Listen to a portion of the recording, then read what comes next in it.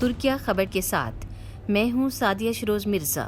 یہ 15 جولائی 2016 کی رات کا آخری پہر ہے۔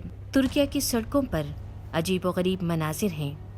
ایک طرف گولوں اور ٹینکوں کی خوفزدہ کر دینے والی آوازیں ہیں تو دوسری طرف اللہ اکبر کے نعرے ہیں۔ مضبوط ہوتی جمہوریت کو آمریت کی طاقت سے کچلنے کا کھیل شروع ہو چکا تھا۔ ایوان صدر، پارلیمنٹ ہاؤس اور یہاں تک کہ ٹی وی اسٹیشنوں کو بھی فوج اپنے قبضے میں لے چکی تھی۔ چشم فلک نے اس رات کیا کچھ نہیں دیکھا۔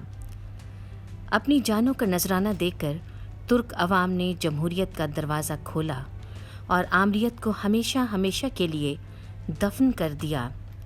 یہ واقعہ نہ صرف ملک کے جمہوری اداروں کا امتحان تھا بلکہ اس نے اس کے سیاسی اور سماجی منظرنامے کو بھی تبدیل کر دیا۔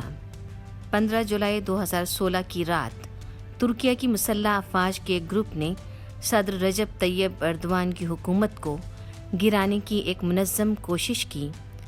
بغاوت کرنے والے فوجی افسران کے ایک گروپ نے حکومت، میڈیا اور اہم انفراسٹرکچر پر قبضہ کرنے کی کوشش کی۔ ترک حکومت نے بعد میں اس تحریک کو ایک دہشت گرد تنظیم قرار دیا جس پر بغاوت کی منصوبہ بندی کرنے کا الزام لگایا گیا۔ بغاوت کا آغاز انقرہ اور استنبول کی سڑکوں پر فوجی دستوں اور ٹینکوں کی موجودگی سے ہوا۔ فوجیوں نے استنبول میں بوسفورس اور فاتح سلطان محمد پلوں کو بند کر دیا جس سے ٹریفک منقطع ہو گئی اور رہائشوں میں خوف و ہراس پھیل گیا۔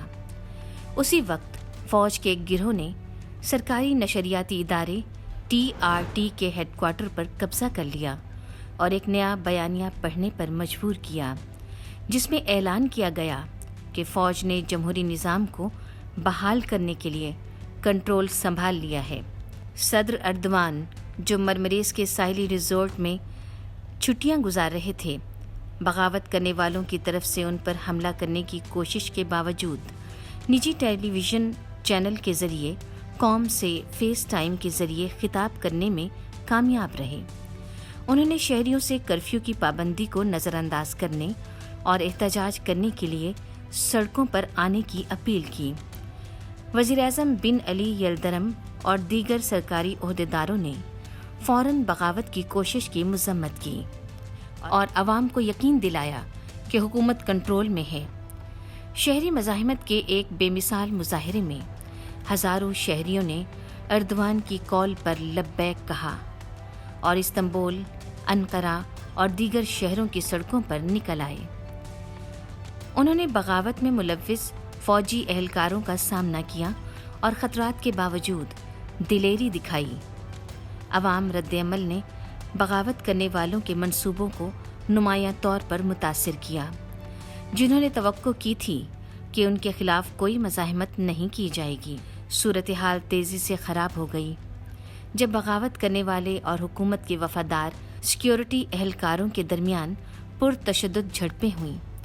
بغاوت کرنے والے گروپ کے زیر کنٹرول F-16 لڑاکا طیاروں اور حکومت کے وفاداروں کے درمیان فضائی جنگ نے افراتفری میں اضافہ کیا۔ ہیلی کاپٹروں اور ٹینکوں کا استعمال بھی ہوا۔ اس افراتفری کے باوجود فوج، پولیس کے وفادار دستے اور ساتھ ہی غیر مسلح شہریوں نے کامیابی سے کلیدی مقامات پر دوبارہ قبضہ کرنا شروع کر دیا۔ 16 جولائی کی صبح تک بغاوت کی کوشش ناکام ہونے لگی جب وفادار فورسز نے بغاوت میں ملوث سینکڑوں فوجی اہلکاروں کو گرفتار کیا۔ کئی اعلیٰ فوجی حکام بشمول اعلیٰ رتبے کے جنرلز کو حراست میں لے لیا گیا۔ بغاوت میں حصہ لینے والے فوجیوں نے مختلف مقامات پر ہتھیار ڈال دیے جن میں بوسفورس پل بھی شامل ہے۔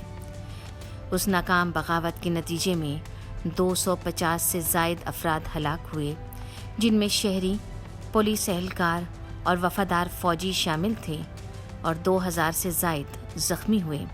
اس پرتشدد واقعات کی شدت نے قوم اور بین الاقوامی برادری کو ہلا کر رکھ دیا۔ بغاوت کی کوشش کے جواب میں صدر ایردوان نے ملک میں ایمرجنسی نافذ کر دی جس سے حکومت کو مشتبہ افراد کی گرفتاری اور حراست میں رکھنے کے وسیع اختیارات حاصل ہو گئے۔ اس کے بعد ایک بڑی کارروائی شروع کی گئی جس میں گولن تحریک سے تعلق کے شبے میں افراد اور اداروں کو نشانہ بنایا گیا۔ 1,00,000 سے زائد سرکاری ملازمین بشمول جج، اساتذہ، پولیس اہلکار اور فوجی اہلکاروں کو برخاست یا معطل کر دیا گیا۔ ہزاروں افراد کو گرفتار کیا گیا جن میں صحافی، اکیڈیمک اور سول سرونٹ شامل تھے۔ ترک حکومت نے ملک کے قانونی اور سیاسی نظام میں بڑے پیمانے پر تبدیلیاں متعارف کروائیں۔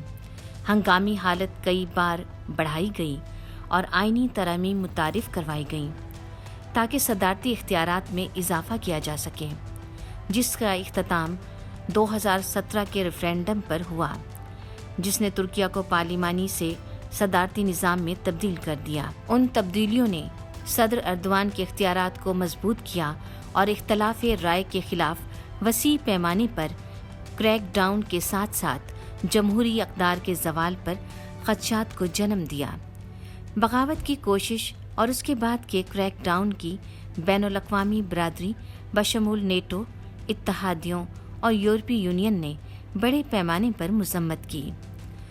ترکیہ اور مغربی ممالک، خاص طور پر امریکہ کے درمیان تعلقات کشیدہ ہو گئے، جزوی طور پر اس لیے کہ ترک حکومت فتح اللہ گولن کی حوالگی کا مطالبہ کر رہی تھی۔